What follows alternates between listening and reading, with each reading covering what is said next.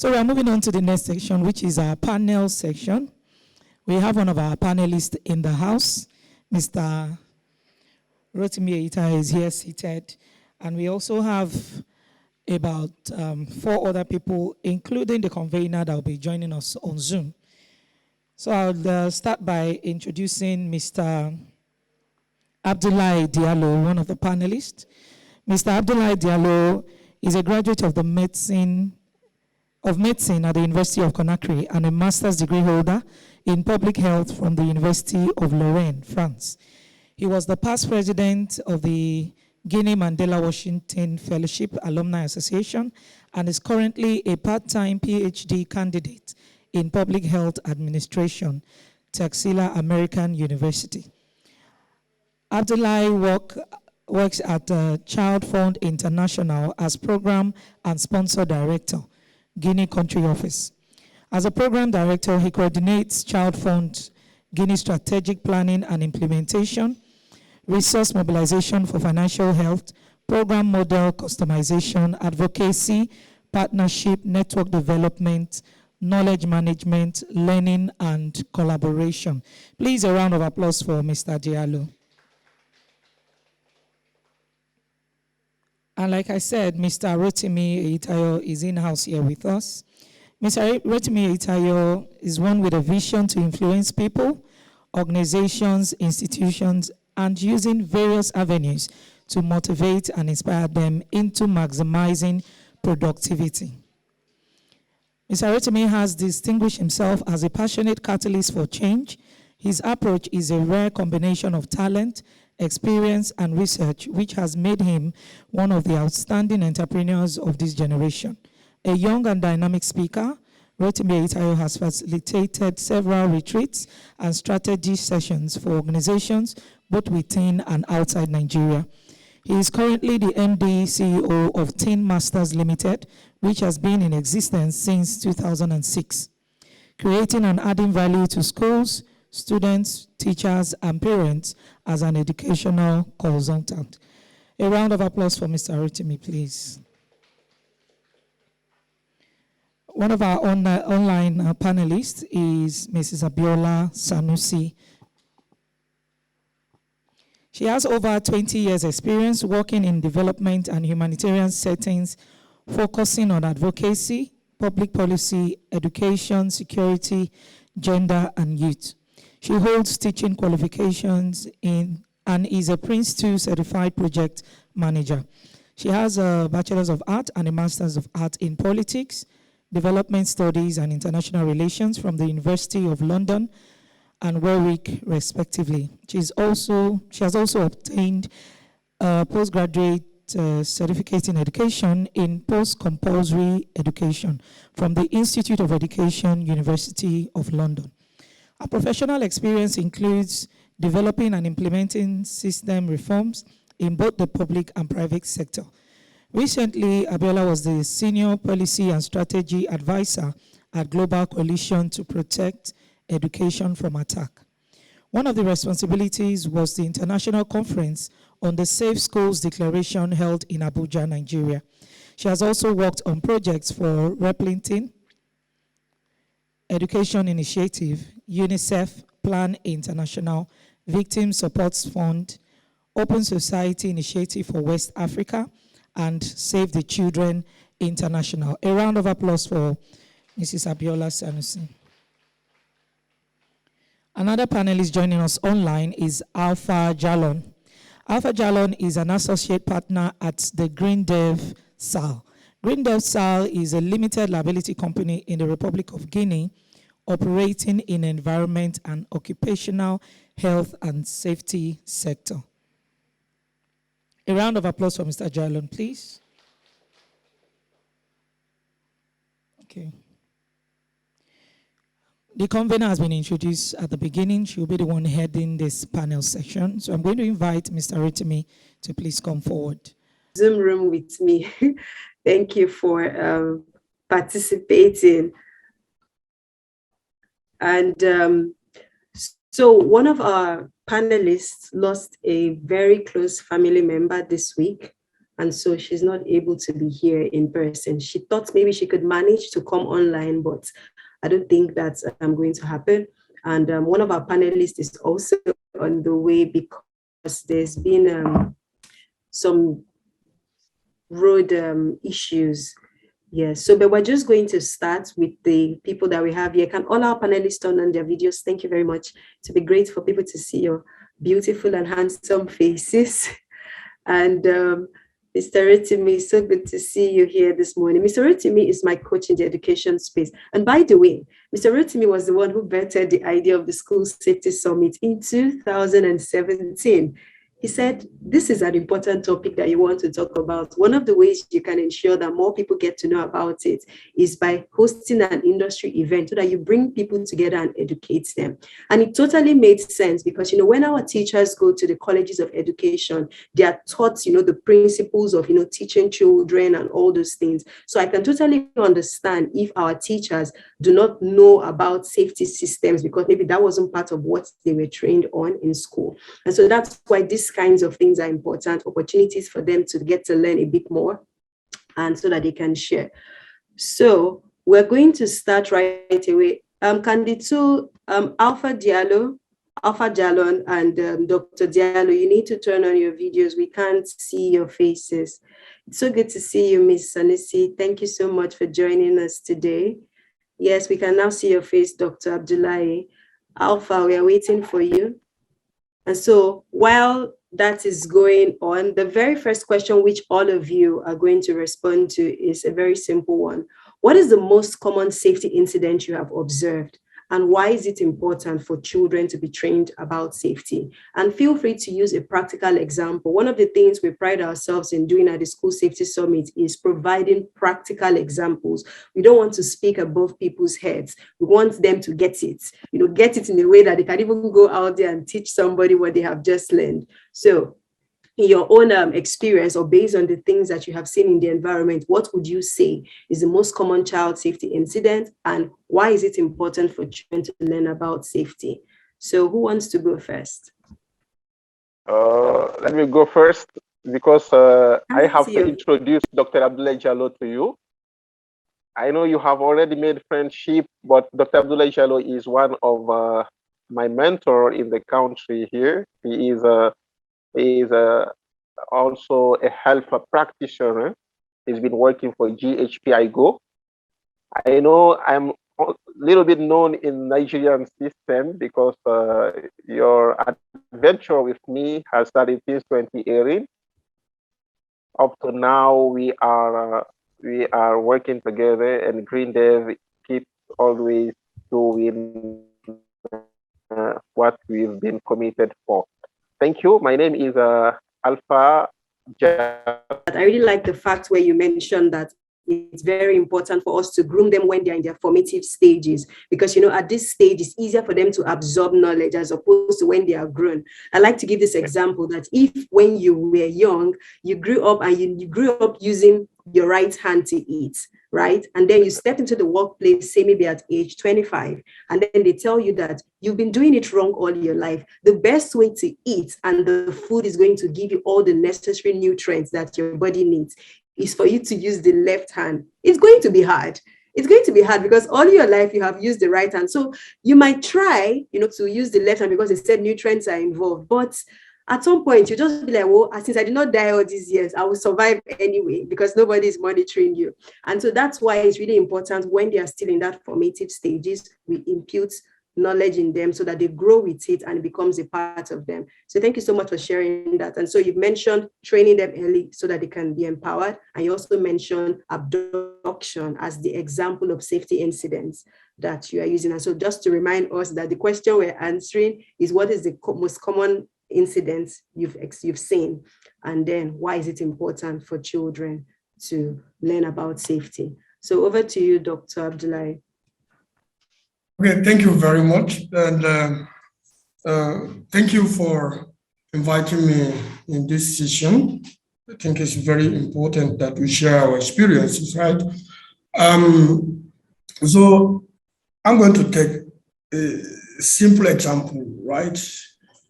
This is within my personal family, right? once upon a time, my wife took my car, and she was meant to travel a long distance, right? And she had to carry the children along. But unfortunately, the children did not use the seatbelt, right? So suddenly she braked with, to prevent, I will say that a dreadful accident, right? And the child went and hit her head on the front window. Yeah, that was my first son. And this caused a fear in the child, right?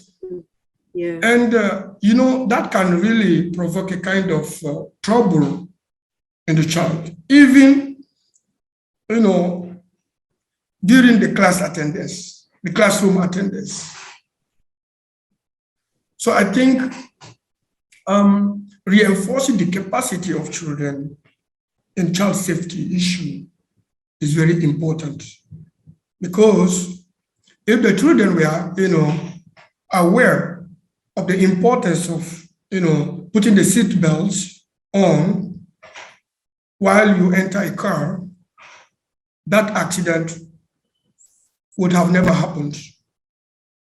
Okay, so this is, a straightforward example. So it means that child education in safety has to occur both at school and within the family. Because even my wife would have, do the same. She would normally, if she is used to teach the children, if she is aware of the impact or the outcome of those, of entering in a car without putting the seatbelt, she would have advised the children before she departs. So this is the example I would like to share, to answer your question. Thank you. Thank you so much. And it's just such a practical example, because it can happen to anybody. Most especially in a part of the world where people think when you sit at the back seat, you don't need to put on a seatbelt. They think putting on a seatbelt is for just the people in front. No, it's not. If it was, there wouldn't be seatbelts at the back. So thank you so much for sharing that example. Thank you. Over to you, Ms. Sanusi. Hi, good morning, everyone. Yes, thank you so much for that example of using the seatbelt, because when I get into Ubers and I put on my seatbelt at the back, they're very surprised. They're like, "Oh, you're the first one that's used the seatbelt." I said, "Well, you are wearing yours and you're keeping yourself safe. So why shouldn't I wear mine? Are you any different from me?" But there's a whole safety education that needs to come into play there. The example I like to give, because the nature of my work is I do a lot of research. I go into schools, we do evaluations. And last year, there was a study regarding safety in schools. And that actually informed this document that was produced by the Federal Ministry of Education as the minimum standards for safe schools. And the research was conducted in about 6 locations across Nigeria, so covering the 6 geopolitical zones. And one of the top issue, really the top 2, is that there are a lot of accidents happening around schools. We ask children questions, and a lot of children, they are afraid to cross the road to go to school. So there are lots of accidents happening with children crossing the roads, and that's something that I think that we really need to focus on in terms of supporting children how to cross the road, turn left, right, and then left again, and teaching them that those rules. Also getting federal road safety involved and that. And also one of the things that I don't really see much when we're doing research in like the South is that when you go to the principal's office, there should be a school safety plan.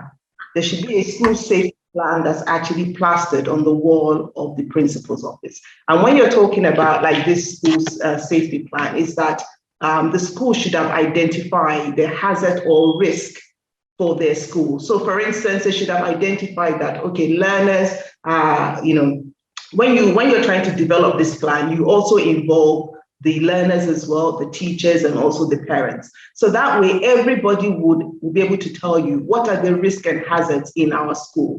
So for instance, the school should be able to know that learners, children are saying that we have difficulties crossing the road and all that, and then they should be able to mitigate against it. Who is responsible for this?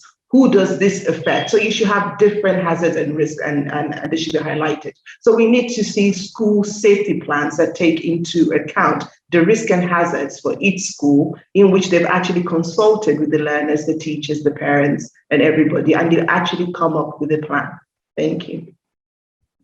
Thank you so much for mentioning that. And the reason it made me smile was because yesterday we had an Instagram Live, a pre-summit conversation. And this was one of the things we talked about, the importance of a risk assessment.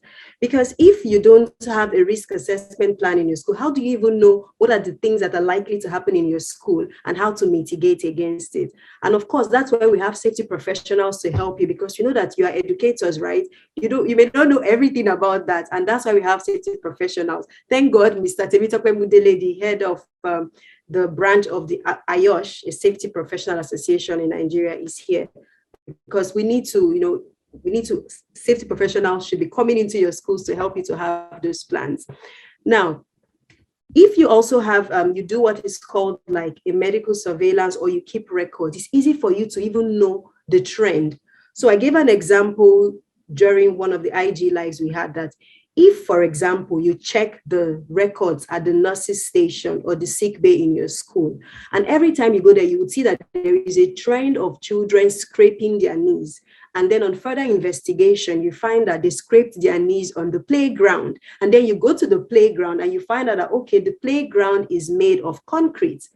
That is why these children are getting bruised. So what that means is that the floor is not suitable for play. Play is supposed to happen in a place that is cushioned, that is soft, either grass, or either the real or the fake one, or even sand, so that, because when children play, they are going to fall down, and play is good for their development. So when they fall, they're not going to get injured. But you see, if there is no track record of even knowing that there is a trend, you wouldn't even be able to dig deep and find the root cause. And so in case you're an educator here, you're a school owner, have that at the back of your mind. Do you have a school safety plan? Have you even done a risk assessment in your school before? Are you able to track the kinds of injuries that happen in your school so that you can find the root cause and nip it in the bud? Okay, so we're going to head over to you, Mr. Ritimi. All right. Okay, thank you very much. And, good morning, everyone. I think for me, what I've noticed in child safety incidents has been more of falls and cuts. You find that most times happens within the school environment, even sometimes within the classrooms. Personally, growing up, I can recall some incidents from, of course, classmates where people just want to play pranks but don't understand the dimension of the things they play. So you have people sticking up pencils, waiting for their colleagues to sit on it.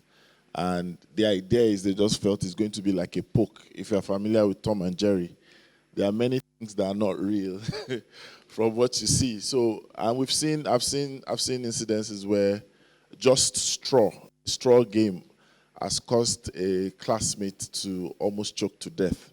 You know, I've seen situations where people try to play fastest fingers, and before you know it, they're cutting themselves. So I think to add to what we've heard, a lot of reinforcement needs to take place. And when we say reinforcement, thinking of the school safety poster that you made some time ago, people need to see cause and effect.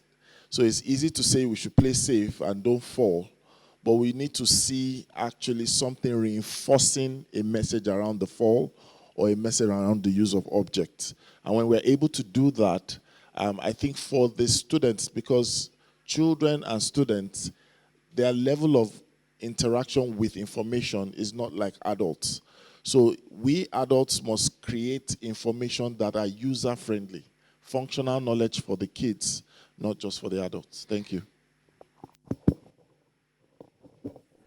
Thank you so much for sharing that, Mr. Ritimi, because you said people need to see cause and effect. And like you rightfully mentioned, that was the idea behind the school safety posters we created for schools, just to show children a picture that depicts a message and then a short safety caption that reminds them of what they're supposed to do in that situation. Thank you so much for that. While you were speaking, one of our panelists came in, Dr. BC. Dr. BC is, I'm going to introduce her so that she will just she'll be able to join the panel. Dr. BC is the project director, Partners in Education. She was a former special advisor on education, science, and technology for the immediate past government of Oyo State. She's the founder of School Run Academy and co-founder of Partners in Education UK. An alumna of the University of Lagos, London South Bank University, and King's College London, she's a diligent educator who exhibits a great passion for developing sustainable education solutions in Africa. Dr. BC was recognized 20 years ago in the United Kingdom by the then British Prime Minister, Mr. Tony Blair, for excellence in childcare while she was running 5 childcare centers, all founded by her. That is super amazing. And how I found out about Dr. BC is because the Lagos State government, she's running a project with the Lagos State government where they've set minimum standards that schools should bear in mind to ensure that children are safe. And so she's going to be bringing those insights to us on the panel. Please, with a round of applause, let's welcome Dr. BC to the panel. And I apologize for the... So sorry, ma'am. So the question the other speakers were responding to before you came in is the question about what is the most common safety incident that you have seen, and why is it important for children to be trained about safety? And you can use a real example to buttress your point. Thank you very much, Gochi. I appreciate this kind of gathering, and I thank the organizers of this event. And I also would like to thank my bosses that I can see sitting down, Mr. Adebi Adeyinka, the Director of Public Wellbeing and Safety at the Lagos State Safety Commission, and the head of my unit, Mr. Ajose, the head of School Safety Unit, is also seated, and all the other dignitaries seated that I may not be able to identify, my co-panelists. Thank you so much, ladies and gentlemen. Yes, safety has become increasingly important to us, especially in light of things that are happening. We thank God for social media. Before social media, there have been a lot of unannounced and unreported cases. Some of them got to the Lagos State Safety Commission because some people knew about them. Some of them will get to the Ministry of Education. But the kind of explosion in the information sharing brought about by the social media has really, escalated issues within safety. Now, when we talk about safety, a lot of things, the important thing we will say when we're talking about child safety and the common occurrences in schools, we will say trips and falls. And that's true. Trips and falls are the most common safety risk around children, especially the very, very young, because we know that play is the business of young. For those of us who are philosophers in education, children don't have any other business than to play. So their preoccupation is to play. So when they're around any environment, all they want to do is just run around aimlessly. So it's very, very important for those who provide services for children to be mindful of this and ensure that physical safety is key. And when we're talking about physical safety in schools, most especially, it's in the area of cluttering. They clutter. Schools are not organized. Children drop their bags anywhere. They obstruct exits. Exit needs to be clear, and there should be no trailing wires around the school environment. Floors must be dry and not wet. and not littered. These are all the things that we need to bear in mind in school. And this is one of the things that the Safe School Lagos flagged off by the Lagos State Safety Commission on the 11th of April is trying to nip in the bud. As I'm talking now, we have safety evaluators and assessors in schools in Lagos State, initiated by Mr. Debi. I think we collected the letter last Friday from USA. So what am I saying? What I'm saying is that that's one area, but I'm not going to talk only about the physical trips and falls, but we need to bear in mind that that is the most important safety risk and hazards around our children in school. But there are still some very important ones that we don't usually get to talk about in our community, and that is the psychosocial safety. We don't talk about it. Now, like I was saying, psychosocial safety has to do with child abuse, and that's the reason why the Office of Education Quality Assurance recently launched the safeguarding policy. The safeguarding basically looks specifically on the psychosocial aspect of safety. And what are we saying about that? Radicalization, terrorism, sexual exploitation of children, trafficking, all those are the psychosocial aspects of safety. And neglect. Children are neglected. And as educators and professionals in safety, we need to understand the signs of neglect.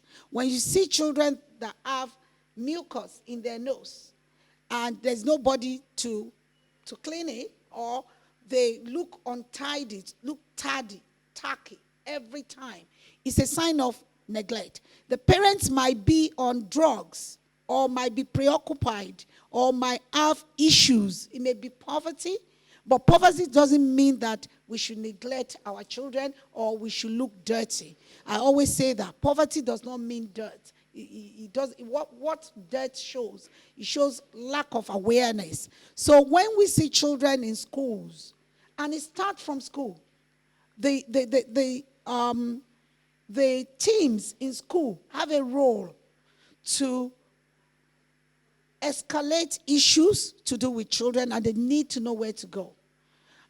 When it comes to psychosocial issues, they need to report any suspicious thing that they see to the Lagos State Safety Commission school safety desk.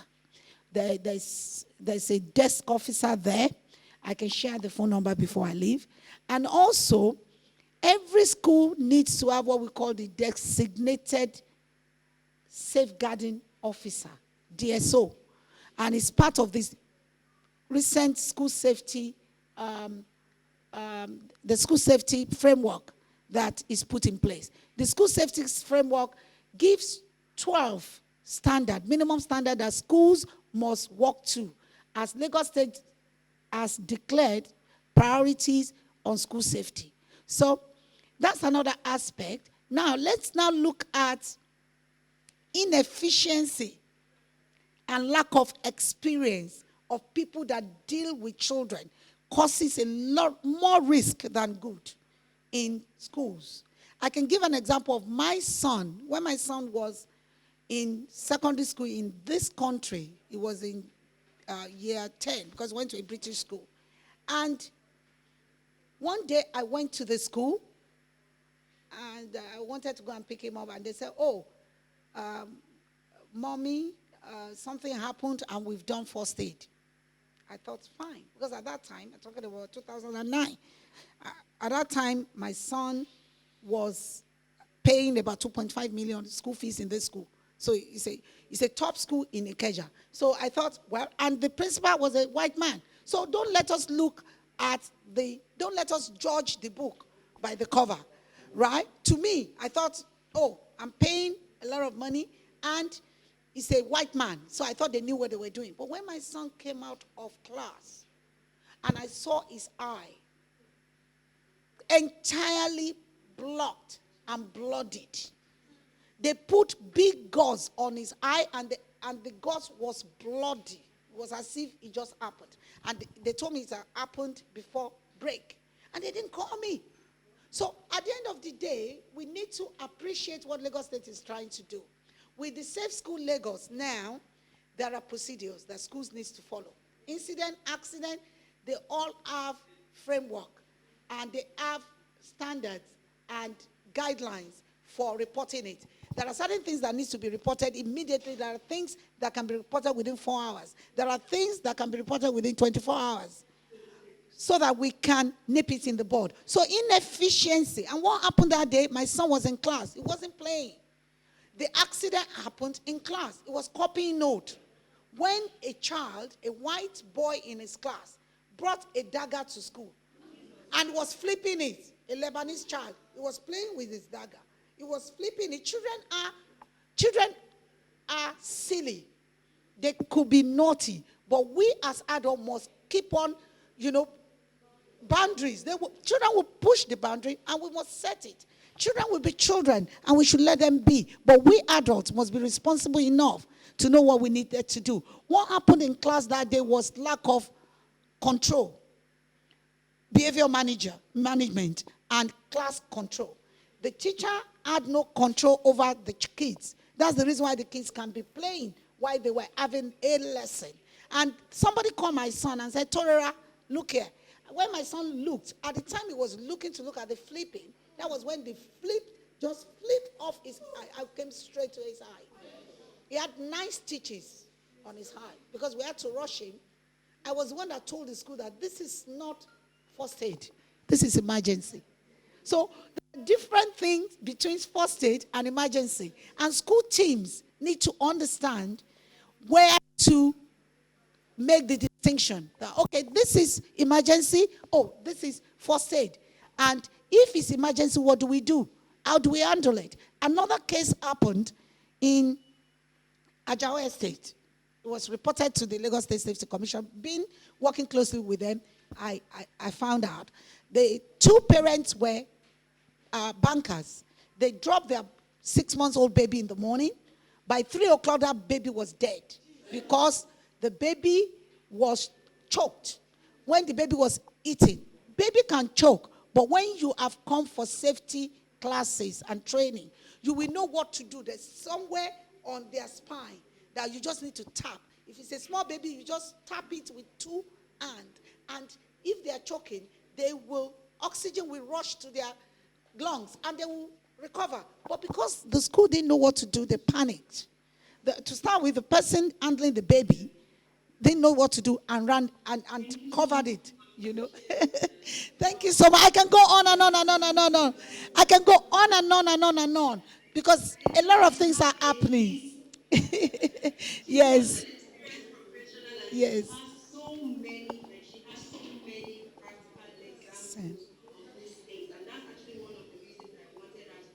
Thank you.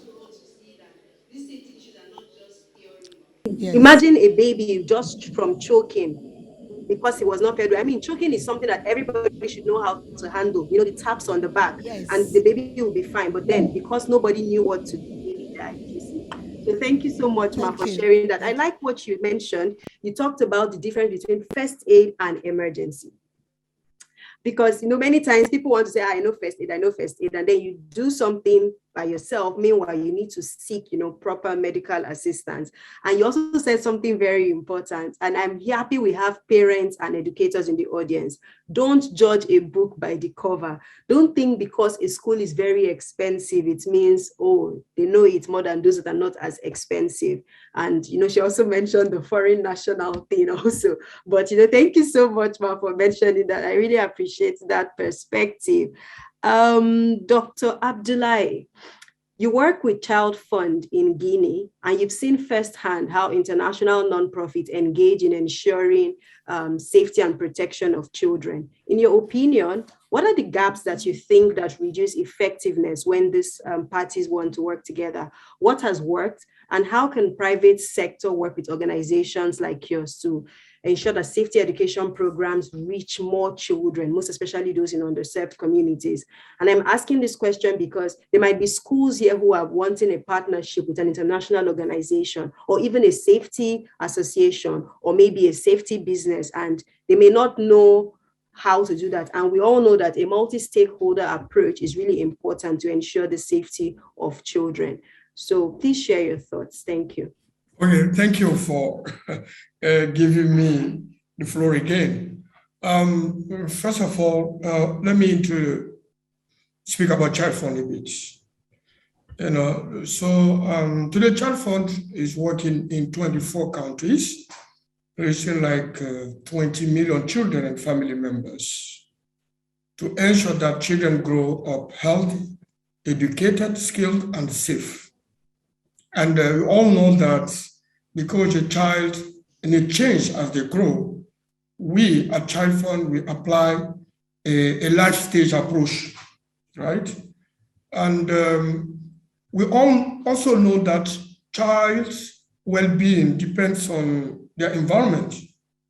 Therefore, we use a system, and we also work in partnership with local NGOs. So, what do we do to protect children from abuse? I just explained the life stage approach. And let me say that we have 3 life stages, right? And which are the life stage 1, that are children aged 0 to 5 years. So with this life stage, we want to ensure that infants and children are healthy and secure.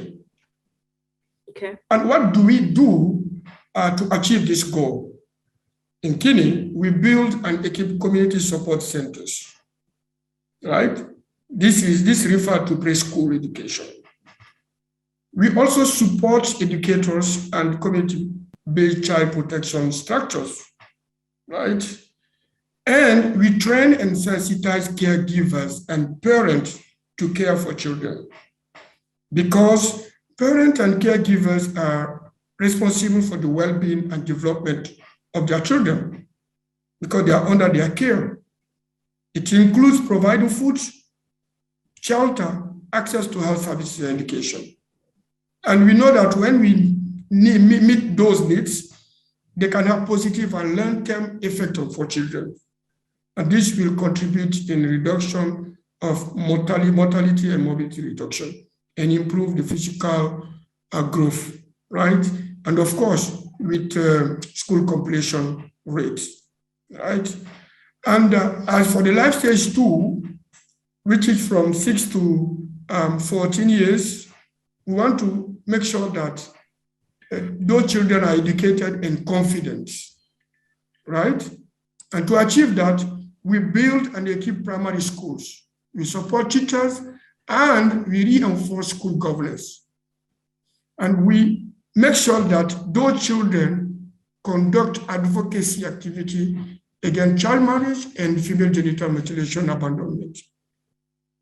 And we also have the life stage 3, which is from 15 to 24 years. And this is just to get skilled and involved youth. And this is how our system is structured. So some of the gap really used to come across, right, in achieving our goal. The first one is the weak enforcement, of laws to protect children, and even in the area of education. Okay, thank you. They said we should be talking. I have so much to say. I hope you don't mind. Okay, there was another instance in Alagomeji in 2014. I think either 2013 or 2014. A 3-year-old child, was killed by the school bus that dropped that child at home. And the parents of that child, the father works for Stanbic Bank, and the mother was a doctor at one of the hospitals in Sabo, one of the public hospitals in Sabo. I got to know because somebody was living with me who worked for Stanbic IBTC. She was living in my boys' quarter at the time. She came back from work and she came to the main house and said, Ma, I know you're very passionate about this safety thing, that my colleague just lost our daughter. And I'm like, what do you mean? Your colleague lost his daughter? And he said, yes. I said, what happened? He said, well, they dropped the child at home and the boss killed the child. And I said, how did that happen? Give me the phone number. She gave me the phone number. I made contact. I went there. We went with the DG and some people in Lagos State Safety Commission. When they told us what happened, the nanny was there. The nanny said when they brought the child, there were two children, 3-year-old and 6-year-old. The 3-year-old was dropped first. So she took the 3-year-old, put her down, and went inside the bus to get the 6-year-old. Before she came back, she was looking for the 3-year-old. The 3-year-old was under the... Because her bottle dropped, rolled under the bus. She went for the bottle. You know, children are vulnerable.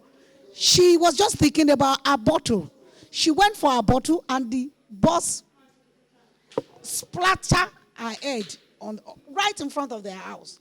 It was very traumatic. In fact, that was what hastened the school safety project in 2013. Because when that happened, Lagos State government quickly went on and launched the school safety project. So things do happen. And when we investigated, I was the consultant they sent to that school to investigate. When we went there, we found out that the school bus team didn't have any training whatsoever about transiting children.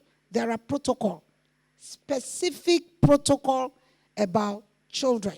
To start with, if you're a parent, you need to let them know in your child's school, if your child is being brought by a transit company, they need to register with the Lagos State Safety Commission and come for that training. Because number one, when you are picking and dropping children, you must turn off the engine completely and remove the key.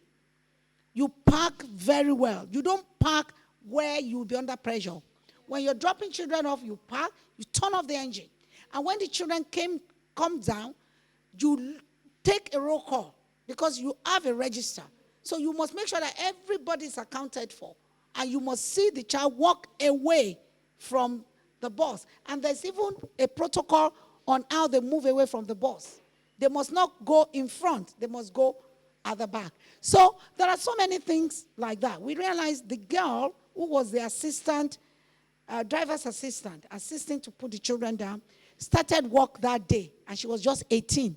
So she's a baby to herself. She didn't have the responsibility to look after somebody else's children, right?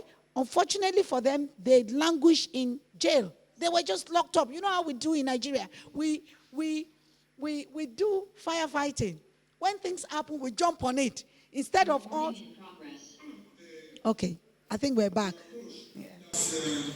Our private sector can adopt these, first of all, to map out partner NGOs that work in the education and child protection sector. Because we have a lot of platforms, right? Because everything is linked to money, right? And if we map out those international partner NGOs, we can find some of them really are ready to help the private organization out. For instance, we have the joining forces. The joining forces is a consortium of international NGOs composed of IFO, Save the Children, Plan International, SOS, Children's Village, and so on. These forces, the joining forces has an objective to bring child rights agenda globally to 2030.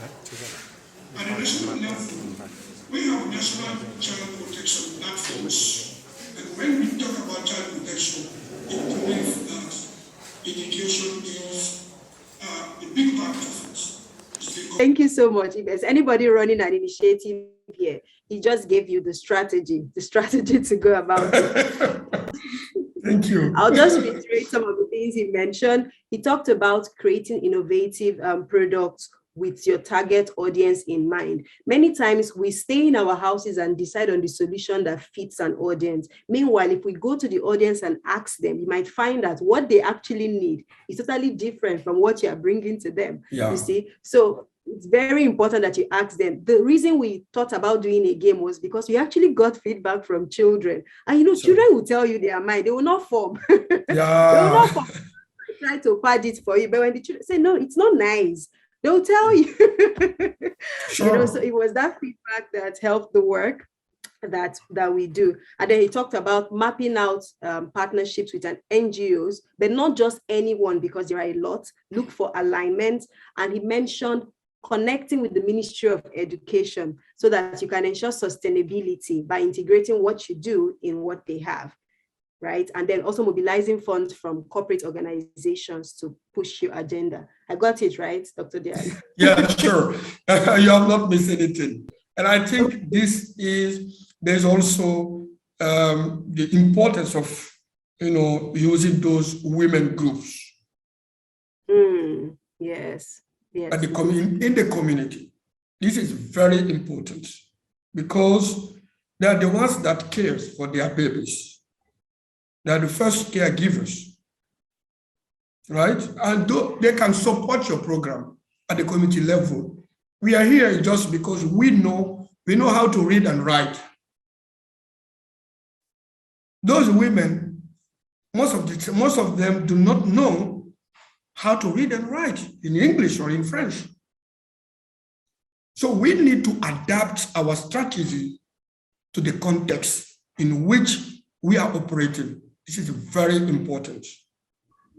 Awesome. Thank you so much. Thank you so much for sharing that. So I'm now going to move back to Ms. Sanusi. So in 2020, during the pandemic, when the pandemic just began, we were supposed to have, I was invited by Ms. Sanusi and her team to be part of a team that was going to critique the proposed national school safety policy. And, in the course of being in that meeting, seeing the amazing work that their unit had already done to ensure that we have a really strong, safety policy for the country, school safety policy for the country. And from the information that was also shared, Nigeria is a party to the Safe School Declaration. In fact, last year, a major event held in Abuja in that regard. So huge strides have actually been made, but we still have educators and school administrators who are not even aware of some of these things. Kudos to Lagos State. Lagos State has done amazing. In fact, I think among all the states, I have to be biased because I've lived in Lagos and I know that the Lagos State Safety Commission, the government, they are really quite serious about safety in schools. They've led the pace compared to other states. But the truth is that the federal government has actually put some systems in place and some people are not aware. So I would like Ms. Abiola Sanusi to share some of the progress that has been made so far and how people can access resources. Already, she shared some of the resources right here on Zoom. So those on Zoom have already received these resources, but she's going to say them herself so that even you right there in the room, you can maybe bookmark it so that you can check it out online because these things, look at it, she's showing, she's showing it. So I'm going to give her the floor to speak and share what has been done so far and where you can find these resources. Over to you, ma'am. Yeah, thank you so much. I don't know if you can see this. This is actually the Federal Ministry of Education National Policy on Safety, Security, and Violence-Free Schools with its implementing guidelines. This was passed at the National Council on Education meeting last year in August 2021. The document is also available on the Federal Ministry of Education's website.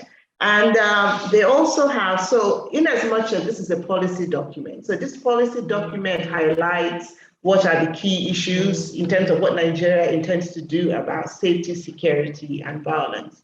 As you're aware, for the past 10 years plus more, there's been an upsurge regarding violence in and around schools as well.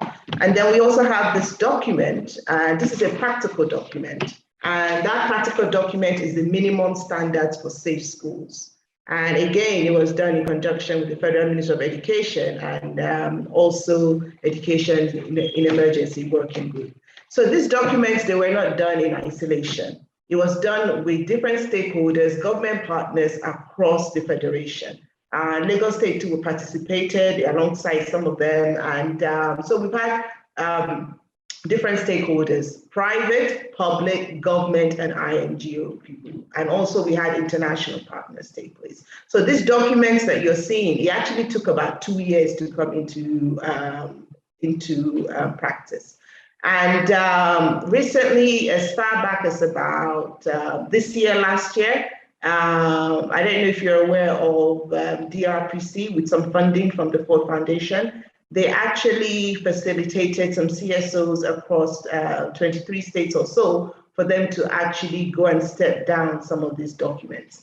And if you're talking about the minimum standard for safe schools and looking at this Safe Schools Common Approach. So the approach that the federal government is actually going through, it's called, they're using the Safe Schools Common Approach. So for this Safe Schools Common Approach, there are 5 areas. One of the areas is violence against children. So we're talking about violence against children, we're looking at bullying, we're looking at physical abuse, psychological abuse, sexual abuse, gender-based violence, and corporal punishment.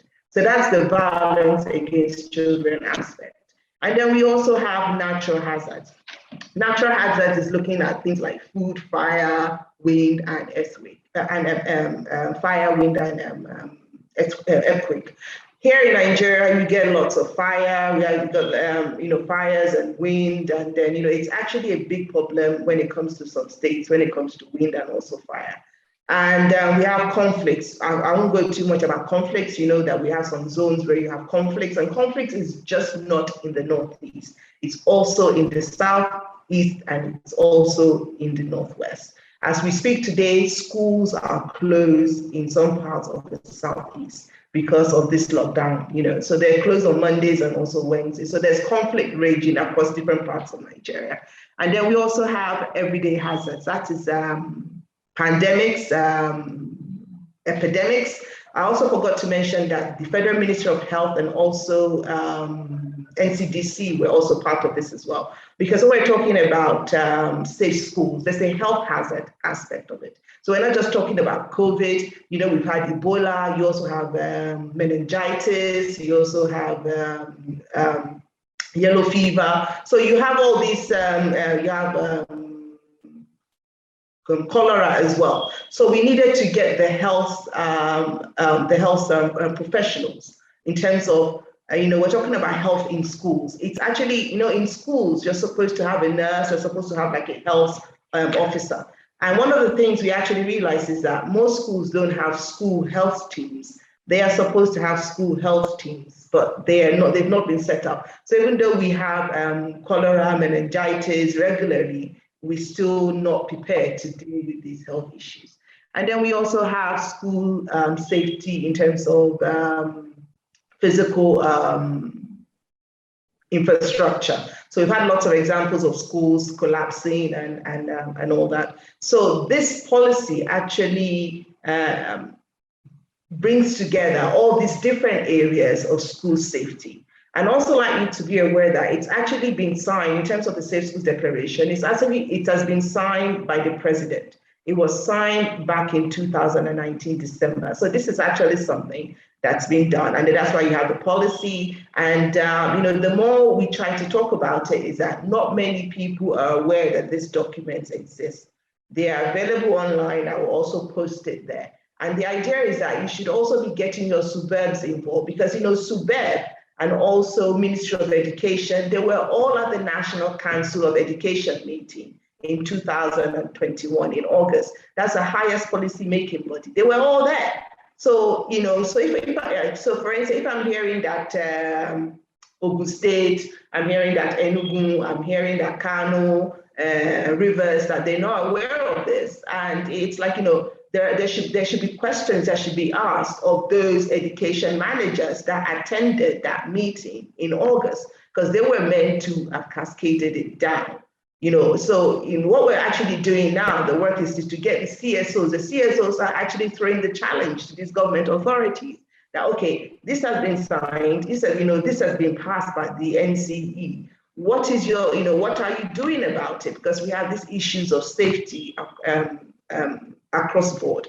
So, I mean, like the document is really practical. You have the policy, then you have the Safe Schools document. They're really practical, and it's something that people can pick up and you can use. And, you know, all the stuff that we've been talking about, you know, it's really there. It actually captures what is happening across Nigeria. You know, this was 2 years of work that was, you know, going across Nigeria, speaking to stakeholders, getting feedback, and, you know, it's there. So there, you know, the reason why not many people are using the document is lack of sensitization, awareness, and also possibly funding. That is why I agreed to come to forums like this and to talk, because we have the materials, we have the documents. For us to be able to do this, because you see, you hear so many stories about what's happening in schools. You have kidnapping, you have issue of child protection issues, especially things like you know, when you have children going on trips, and then you know, you have like the staff members, they're not really aware of the duty of care. You know, all those kind of, so this actually covers it, and I'm really happy to see that there are private schools and also there are public schools, and we have the relevant managers that are in this room, virtually, perhaps also in person, that these documents are available. I will also share them as well, and so that everybody will be able to then use them, because they were developed and paid for the people of Nigeria. Thank you.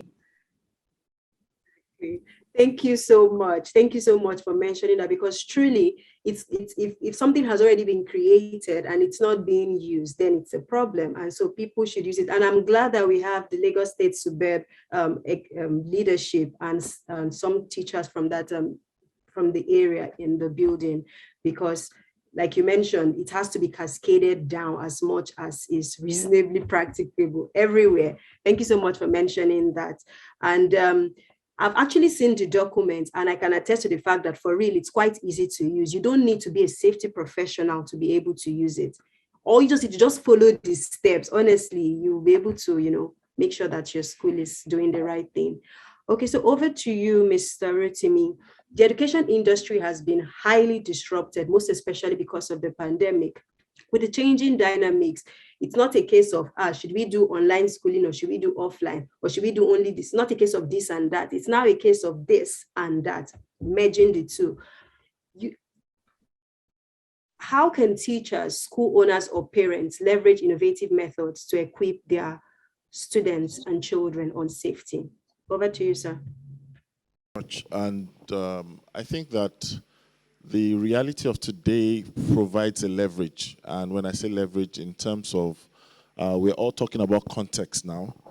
We find that it's easier to put something in a codified form when it comes to maybe online or the mediums online. So we have WhatsApp, we have TVs, we have cartoons, we have apps like the one that you've created and the likes. So I believe that the hands can shake properly when we have parents beginning to understand that the time out of school does not actually shut down learning in itself.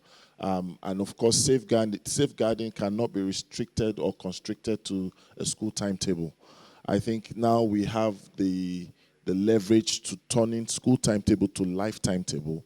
And so we have opportunity to learn. In fact, listening to the fire safety session that before the panel session, you know, there are certain things that probably can be described in a class setting. You need something that is a bit more theatrical, you know. So you have videos, you have animations, you even have sometimes augmented reality. So a lot of children might not be able to practice holding a fire extinguisher. But with the use of AR, with the use of AI, you can easily almost simulate the experience. You know, there's a particular place in Lagos called Escape Room, where you can easily train people how to get the worst case scenario simulation. You know, so there's a fire incident. She mentioned look for an exit. But we all know, for example, take into consideration the kind of accommodation we have in Nigeria. When we say fire exit, you know, it sounds abstract. So if someone says there's fire, there's fire, there's fire, a lot of people rather say, Jesus, Jesus, now take a step.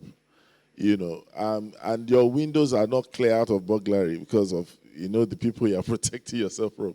So I think, we need to start leveraging on that. It provides opportunity for us to turn safety preparedness or child safety education to life skill. Because really, if you are able to survive and preserve yourself and your kids, that's actually a skill for life. That's what I think. And because there's no point, studying all that you need to study. Some people go to school all for them to go and die. It doesn't make sense. That's end of investment. But, the skillfulness in the opportunities that we have, both online, offline, the information, the resource. Think about it. We're having School Safety Summit and Ugochi is in somewhere outside Nigeria. It still feels strange. I'm looking at the camera and I'm smiling to the convener. Do you get what I'm trying to say? Now, on a good day, someone would have said, this year, I'm afraid we will not have this event. But technology became a leverage. And therefore, we as individuals, schools, school owners, teachers, and the children must see technology as an enabler. I see technology as a multiplier. Whatever you put to it, it magnifies it. I love the fact that everyone here was intrigued by the stories. Well, not stories, because it's not stories. It's not even experience. It's reality. She was sharing reality, and everybody, some people from shock to fear to resonation. Now, think about if all that she had said, and I can believe, I know a bit about her. I'm sure she doesn't know. But imagine all the years of experience. Let's just say she codified that in a cartoon series.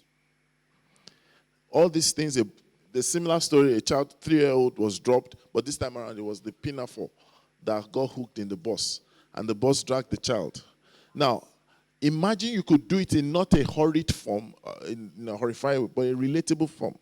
The children themselves are the ones that will tell daddy and mommy that, look, you're not putting on seatbelts. What's happening? Why is our gas cylinder inside? Why are we using cam gas? Why is it that we are running through the rails? Why is it that you're not holding me by the hand before walking down the rail or crossing the road? Do you get what I'm trying to say? I personally will testify, and I end with this, that yes, I'm Ugochi's coach to a large extent, but our friendship, I've been more safety conscious because of my friendship with her. I don't know where you get my point. Why? Because I know that just having a friend that is safety conscious, anything I do is almost like a red flag. Sometimes all she just needs to ask is, so what are you going to do? And then I just think about that. I answer in the right way. Initially, I wouldn't have done that. I don't know whether you get my point. I would run an event and I will not talk about exits. I will not talk about fire escape. But now, the first thing will not be welcome and then you start your teaching. The first thing will be welcome, and then we'll now talk about, we call it ground rules, health and safety, Why? That's influence. And let me tell you this. Our actions do not just affect people. It also infects people. Now, think about it. If you are able to take all this that we're hearing today, right, and leveraging across all mediums, it will affect us in the now. It will also infect us. We've become a pandemic of some sort. And we'll go everywhere infecting people with the right attitude and right information. Thank you. Oh, thank you so much. And I love the fact you mentioned how influence happens, because just because you are in certain circles, you hear certain things, by extension, it transfers to you. And that's why everybody who is currently here today, what you have learned, you must find at least one person to share it with. If it's sharing it on your WhatsApp status, in your WhatsApp groups, on social media, because there may be people who may never have access to this information, but because you now have access to it, you should now be that linking point for them to also get it. And technology really is an enabler, because that's how we are doing this, right? Thank you so much. So we're going to wrap up this panel session with a last question to Dr. BC. And it's social media has really been agog the past few weeks. It's like 1 week, one trouble. Almost every week there is something going on. So how do you think that parents and schools, or let me rephrase that, what can parents and schools have done differently in some of the safety incidents that have happened there are varieties that have happened. Maybe you can pick one or two, just one or two, and tell us what you think parents could have done differently. Because I know that wisdom is transferable insights on how that can relate to any other safety situation they find themselves in. Over to you, ma'am. Very much. All right, I can project my voice. Yes, thank you very much for that question. A lot of things that came to mind immediately when she was speaking is the Dowen College issue and the Chrisland issue. Let's first of all talk about the Chrisland school issue. Number one, there was an infraction. Definitely the school team had more blames than anybody else. We can blame society, we can blame the parents, we can blame the school, but because we are professionals, the school has the biggest blame. Because number one, the school leaked revenue. The school wanted to exonerate themselves. The school wanted to show the child that they wanted to show that it wasn't rape. Then number two, the parents did not manage information rights. We need to manage information. When our children are our angels, they are our treasure. You know, for me, I work for my kids. That's why I tell people when I was growing up, when my children were growing up, they're all grown up now. The youngest is 25. But when they were growing up, I lived for them. Right? So anybody's child is a treasure. So if you, as a parent, don't recognize that your child is a treasure, there's a problem. Because if my child was involved with that, even if my child was raped, I won't go on social media and shout about it. Because you need to think about the future of that child. You need to think about the psychosocial effects of that publicity in that tender age. Child was 10. Now, that's one issue. Two, parents. Why do we push our children in education? What is a 10-year-old doing in JS2? She's with 15-year-old, 13-year-old, and that's what is impacting in our behavior. That child is innocent. I said it on TV, Arise TV. I was invited immediately that thing happened to speak as an expert on what was going on, and I told them on Arise TV that child was innocent. All of you will not agree with me because some of you have shared it. I didn't share it. I refused to even download the file. I saw it on somebody's phone. They showed me, right? When I saw it, I told them, I said, this child is innocent. They said, oh, with all those moves, of course. If you are a child psychologist that I am, you know that children are sponges. Children will learn things better. That's why they can pick up languages. That's why they can do so many things. Look at them wriggling, dancing. Do you want to tell me that all the children that dance and whine have had sex before? So please, children have seen videos. They have been exposed. They have seen pornography. So this girl was innocent. She has no shame. Innocence coming when you become 13, when you have puberty, when your hormones change. That child has no hormones. And that's the reason why she could do what she did. She was just playing up.